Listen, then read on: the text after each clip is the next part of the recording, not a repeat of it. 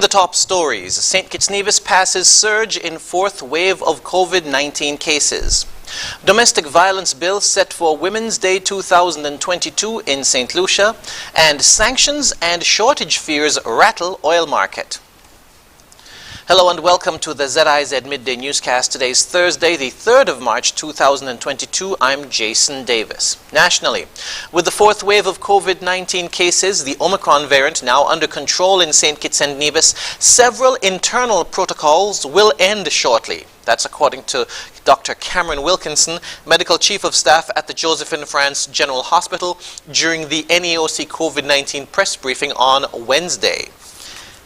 He said, "We have passed the surge in COVID-19 cases we experienced in the fourth wave, which started on December 24 of last year. We don't need to be operating in emergency mode anymore now, and we will begin to see a significant relaxation of controlled measures internally as we attempt to get back to some sense of normalcy." We have passed the surge in COVID-19 cases we experienced in the fourth wave that started on December 24th last year.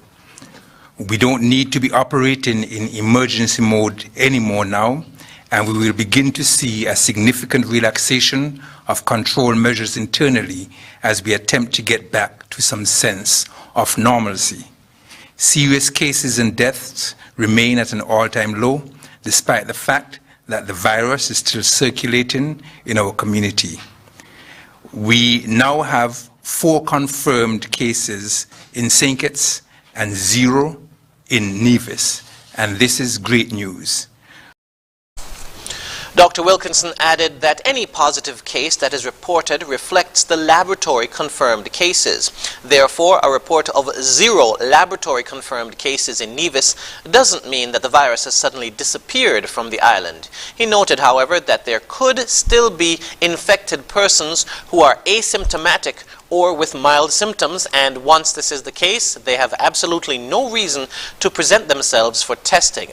Persons within this category can be unknowingly moving about normally but infectious, and they present a serious threat to the clinically vulnerable, including persons living in nursing homes and long-term care facilities, the elderly, and people of all ages with underlying health conditions, he said. He went on to make a call for everyone to continue practicing the non-pharmaceutical measures, including the frequent washing of hands and hand sanitizing, social and physical distancing, and wearing masks in public, as such measures, quote, still help with the reduction of viral transmission. He also encouraged the general public to continue to adopt the, quote, COVID-19 appropriate behavior, end quote, in their everyday lives. Under the leadership of Prime Minister Dr. the Honorable Timothy Harris, the government of St. Kitts and Nevis has made significant investments within the security sector to curb the increase of violent crimes that plague the Federation for over a decade. One such investment has been in an intervention initiative called the Alternative Lifestyle Pathway Program, which targets individuals who were engaged in criminal activity or under the influence of gangs. During Tuesday's edition of Leadership Matters, Major Coyote Sutton, who is the coordinator of the ALPP, commonly referred to as the Peace Program, spoke to the background of this initiative and some of the benefits which have been realized.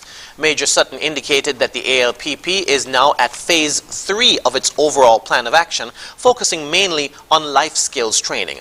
According to the coordinator, the Alternative Lifestyle Pathway Program continues to help individuals and communities heal from years of violent crimes. Since the conception of the current version of the ALPP, the Federation has seen a dramatic decrease in homicides and gun-related crimes.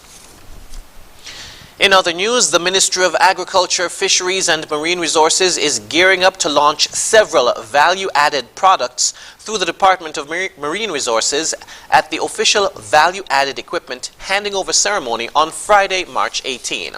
Minister of Agriculture, the Honorable Alexis Jeffers, Permanent Secretary Ron Dublin Collins, Director of the Department of Marine Resources, Dr. Mark Williams, and Manager at the Bastair Fisheries Complex, Asim Jenkins, are expected to deliver brief presentations at the ceremony. A tour, demonstration, and tasting opportunity will immediately follow.